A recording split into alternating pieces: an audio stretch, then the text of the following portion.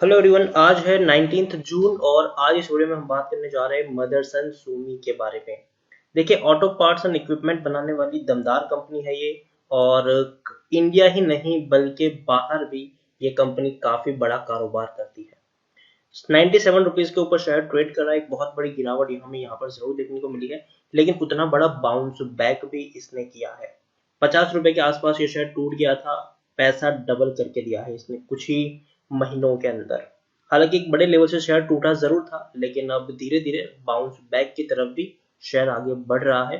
इस वीडियो में हम बात करेंगे कि मदरसन सूमी के शेयर में हाल फिलहाल में हमें खरीदारी करनी चाहिए कि नहीं, पहली चीज। और दूसरी, जिन्होंने खरीदारी की है उनको क्या करना चाहिए। तो देखिए, मैं वीडियो को शुरू करूं उससे पहले अगर आपने अभी तक चैनल को सब्सक्राइब नहीं किया है तो प्लीज अभी इसे सब्सक्राइब कर लीजिए, क्योंकि आगे भी बहुत सारे वीडियोस हैं जो आपको काफी ज्यादा हेल्प करेंगे। तो चलिए शुरू करते हैं। तो जैसे कि आप देख सकते हैं कि शेयर अभी 97 रुपीज के आसपास ट्रेड कर रहा है। और पिछले एक महीने की हम बात करें तो पिछले एक महीने में 23% का ग्रोथ है। यहाँ पर 23% का ग्रोथ। 79 रुपीज से शेयर ने बढ़िया वो छलांग लगाई, 104 रुपए के आसपास पहुंचा। बाद में गिरावट आई, 90 रुपए तक शेयर टूट गया। बाद में तेजी भी आई है यहाँ पर। पिछले एक साल की हम बात करें तो एक साल में मदरसन सूमी में 22% तक की हमें गिरावट देखने को मिल रही है। 150 रुपए के आसपास ये शेयर ट्रेड कर रहा था। बहुत बड़ी गिरावट आई, 50 रुपए से भी के आसपास ये शेयर चला गया। तेजी आई, गिरावट आई, तेजी आई, गिरावट आई, तेजी आई, बाद में गिरावट आई, फिर तेजी आ रही है। तो एक चीज है कि जैसे कि मैंने हमेशा कहा है कि शेयर में गिरावट आती है तो उसके बाद में अगर तेजी भी आएगी, फिर गिरावट भी आएगी, फिर तेजी भी आएगी, फिर गिरावट आएगी, इसी तरीके से कोई अच्छा शेयर होता है वो ट्रेड करता रहता है। पिछले 3 साल की भी अगर हम बात करें तो पिछले 3 साल में मदरसन सूमी के शेयर में 55% की गिरावट है। 260 रुपए के लेवल से टूटता हुआ ये शेयर नीचे आया है। 260 रुपए के लेवल से टूटता हुआ नीचे आया है ये शेयर, लेकिन अब बाउंस बैक भी कर रहा है। 30,000 करोड़ के आसपास का मार्केट कैप है, लार्ज कैप स्टॉक है। एनएससी में देखिए तो 2 करोड़ के आसपास का इसका हमें वॉल्यूम देखने को मिल रहा है। शेयर होल्डिंग की बात करें तो प्रमोटर के पास 33.96% की होल्डिंग देखने को मिल रही है। एफआईएल्स के पास 15.50% की होल्डिंग है। म्यूचुअल फंड के पास 11.21% की होल्डिंग है। इंश्योरेंस कंपनीज के पास 1.38% की होल्डिंग है। नॉन इंस्टीट्यूशन इन्वेस्टर के पास 9.22% की होल्डिंग देखने को मिल रही है। यहाँ पर अगर हम देखें तो प्रमोटर जो सबसे बड़े हैं यहाँ पर संवर्धना मदरसन इंटरनेशनल लिमिटेड है, जिनके पास 33.43% की होल्डिंग देखने को मिल रही है। प्रमोटर के द्वारा तकरीबन 13% की होल्डिंग गिरवी भी है। 25 म्यूचुअल फंड स्कीम ने अपना पैसा लगाया है। 461 एफआईएल्स भी यहाँ पर इन्वेस्टेड है। हाईएस्ट पब्लिक शेयर होल्डर की बात करें तो ICICI prudential multi cap fund है, जिनके पास 5.25% की होल्डिंग देखने को मिल रही है। इंडिविजुअल इन्वेस्टर होल्डिंग 7.27% है। यहाँ पर 150% का डिविडेंड पे कर है। दमदार डिविडेंड पे कर, काफी बढ़िया है। पर शेयर आपको 1 रुपए 50 पैसे का डिविडेंड मिल रहा है और इस साल भी इन्होंने डिविडेंड पे किया है। एक और रिपोर्ट्स थी और ये वाकई में हमें देखनी चाहिए कि कोविड-19 से अफेक्ट जरूर हुआ है। Motherson wants to nearly triple revenues to 35 billion in 5 years। तो देखिए, 5 साल में इनका जो रेवेन्यू है वो ट्रिपल होने की भी कगार पर देखने को मिल रहा है। और मतलब ये है कि अ डिटेल रोड मैप, मतलब 5 साल में ये लोग अपना रेवेन्यू जो है उसको 3 गुना कर देंगे फाइनेंशियल 2025 तक। और ये कहना है मदरसन सूमी के मैनेजमेंट का। The Motherson system desire to grow business is hitting high. कोविड-19 जो है उसकी वजह से, लेकिन the auto parts manufacture wants to triple revenue. तो मदरसन सुमी जो है वो आने वाले 5 साल में अपना रेवेन्यू 3 गुना करना चाहते हैं। $35 बिलियन तक का अपना रेवेन्यू ये लोग करना चाहते हैं। Develop a new business segment. और देखिए, ऐसे ही नहीं बोला है उन्होंने कि भैया हम बस 3 गुना कर देंगे बिजनेस, जी नहीं। उन्होंने रोड मैप पे रिप्रेजेंट किया है कि नए बिजनेस सेगमेंट में ये लोग डेवलप करेंगे, जिसमें एरोस्पेस होगा, डिफेंस होगा, इंफॉर्मेशन टेक्नोलॉजी होगा और हेल्थ केयर होगा। और ये चारों एक ऐसे सिस्टम है जो वाकई में आने वाले दिनों में फ्यूचर है। एरोस्पेस अगेन काफी ज्यादा इस पे खर्चा किया जाता है। डिफेंस वो तो भैया आज के जमाने में एक नेसेसिटी बन चुकी है किसी भी कंट्री के लिए। इंफॉर्मेशन टेक्नोलॉजी तो भैया टेक्नोलॉजी की जरूरत तो है ही है।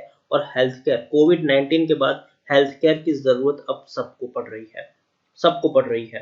और कंपनी ने ये कहा है कि भैया अपना रेवेन्यू जो है वो बढ़ा देंगे, 3 गुना कर देंगे। तो मैं मानता हूँ कि काफ़ी अच्छी चीज़ होगी अगर ये वाकई में ऐसा कर पाते हैं तो जो कम मैनेजमेंट के द्वारा जो चीज़ें बताई जा रही है और जो सेगमेंट में उनका प्लान है ये करने का, तो मुझे लगता है कि एक अच्छा रोड मैप ये ज़रूर है और ज़रूर इससे एक बड़ी स्टेबिलिटी कंपनी को मिल सकती है। टेक्निकल रेटिंग अभी भी काफ़ी अच्छी है इनकी। पी 34.16 है, इंडस्ट्री पी 34.87 है, तो ऑलमोस्ट सेम है दोनों का। बुक वैल्यू 19.77 है, प्राइस टू बुक वैल्यू 4.92 है, ईपीएस 2.85 है और डिलीवरी तकरीबन 17 के आसपास हमें देखने को मिल रही है। According to Moneycontrol user 55% लोग खरीदने की सलाह दे रहे हैं, 26% लोग बेचने की सलाह दे रहे हैं और 19% लोग यहाँ पर होल्ड करने की बात कर रहे हैं। यहाँ पर हम अगर देखने भी जाए तो सबसे पहले हम बात करेंगे इनके क्वार्टरली रिजल्ट्स की। तो हालांकि मार्च के जो नतीजे आए थे वो उतने अच्छे नहीं थे, क्योंकि इससे पहले कंपनी 300 से 400 करोड़ तक का मुनाफा करती थी। तो इस बार इनका जो मुनाफा था वो 145 करोड़ में ही सिमट के रह गया था, तो काफी कम रहा। हालांकि इसकी उम्मीद भी थी। रीजन ये था कि ऑटोमोबाइल सेक्टर में ऑलरेडी मंदी चल रही थी। दूसरी बात है कि कोविड-19 के चलते बिजनेस में काफी ज्यादा अफेक्ट भी देखने को मिला था। हालांकि मार्च में जब ये हालत है तो जून में और बुरे नतीजे आ सकते हैं और उसकी वजह से ऑलरेडी शेयर में हमें गिरावट देखने को मिल जा चुकी है, तो उसमें कोई उतना ज़्यादा फर्क नहीं पड़ेगा ऐसा मेरा मानना है। लेकिन हाँ, नतीजे थोड़े बुरे डिसअपॉइंटिंग ज़रूर थे, लेकिन उसके बावजूद भी शेयर ने एक बड़ी रैली कायम रखी है, ये काफ़ी अच्छी बात है। यहाँ पर शेयर होल्डिंग की बात करें तो प्रमोटर की जो होल्डिंग है वो कांस्टेंट है। 61.73% की प्रमोटर की होल्डिंग कांस्टेंट देखने को मिली है। लेकिन एक नेगेटिव इम्पैक्ट ये भी है कि प्रमोटर ने गिरवी शेयर्स काफ़ी ज़्यादा रख दिए हैं।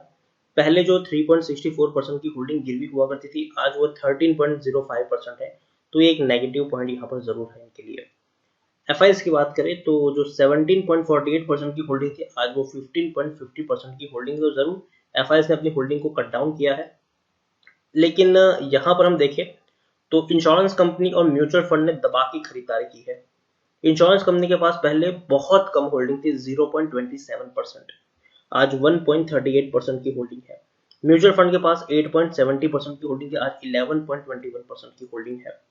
तो भले ही एफ ने थोड़ी सी होल्डिंग कम की, 2% के आसपास की, लेकिन उससे कई ज्यादा बड़ी होल्डिंग्स इंश्योरेंस कंपनी और म्यूचुअल फंड ने यहाँ पर खरीदी है। ओवरऑल मैं कहूँ तो मुझे लगता है कि मदरसन सुमी जरूर एक काफी बड़ी और दमदार कंपनी है। ऑटो पार्ट्स एंड इक्विपमेंट बनाने वाली इंडिया की one of the largest company में इनकी गिनती होती है। और सिर्फ इंडिया में ही नहीं, इंडिया के बाहर भी इनका जो बिजनेस है वो काफी बड़ा है। और जिस तरीके से ऑटोमोबाइल सेक्टर में तो इनका नाम है ही है, लेकिन उसके साथ साथ जैसे कि मैंने आपको यहाँ पर बताया कि 4 और नए सेगमेंट में ये लोग एंट्री करने के लिए सोच रहे हैं, तो ये भी डिसीजन मुझे काफी बेहतर इनका लग रहा है।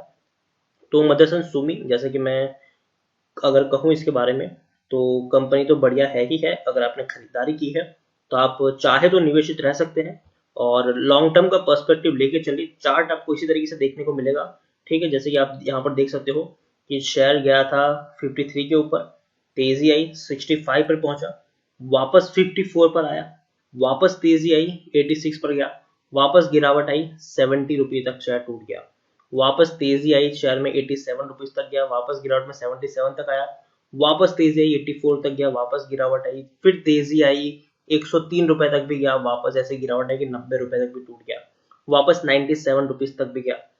तो देखो मैं यही कहूंगा कि लंबी दूरी का अगर आप प्लान लेके चलेंगे तो आपको फायदा होगा, यहाँ पर जरूर होगा। जैसे कि अगर तेजी आती है तो बने रहे, अगर गिरावट आ भी जाती है तो आप चाहे तो एवरेजिंग कर सकते हैं यहाँ पर। और कम से कम मेरे हिसाब से 1-1.5 साल का प्लान लेके चले, जरूर शेयर आपको अच्छे से अच्छा रिटर्न देने का दमखम रखता है। और ऑटोमोबाइल सेक्टर में पिछले 2 साल से मंदी चल रही थी और ये जो नया साल था वो भी कुछ खास अच्छा नहीं रहा। कोविड ने सारे किए कराए पर पानी फेर दिया।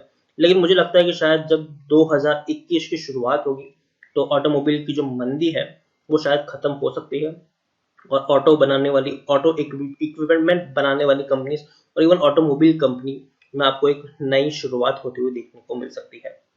तो मैं यही कहूंगा जिन्होंने खरीदारी की है वो यहाँ पर बने रहे। जो लोग फ्रेश बाइंग करना चाहते हैं वो कर सकते हैं, लेकिन अगेन मार्केट अनस्टेबल है तो एक साथ सारे के सारे शेयर्स खरीदने की गलती मत करिएगा। अगर आपको 100 शेयर खरीदने हैं तो पहले 20 शेयर ही खरीदो, बाद में थोड़ा सा वेट करो और शेयर थोड़ा नीचे जाए तो थोड़ी और 20 शेयर खरीदो। इस तरीके से अगर आप यहाँ पर निवेश करोगे तो आपको काफी ज्यादा फायदा होगा। हर गिरावट पे आप चाहे तो खरीदारी कर सकते हो, कम से कम 1 साल का यहाँ पर टाइम लेके चले, जरूर आपको फायदा यहाँ पर होता हुआ दिखाई देगा। तो इसी के साथ वीडियो को एंड करूंगा। अगर आपको वीडियो पसंद आया हो तो प्लीज इसे लाइक करें, शेयर करें। चैनल में पहली बार आए तो प्लीज सब्सक्राइब करें, और मदरसन सुमी के बारे में आप क्या सोचते हैं वो भी आप मुझे कमेंट में लिखकर बता सकते हैं। Thank you.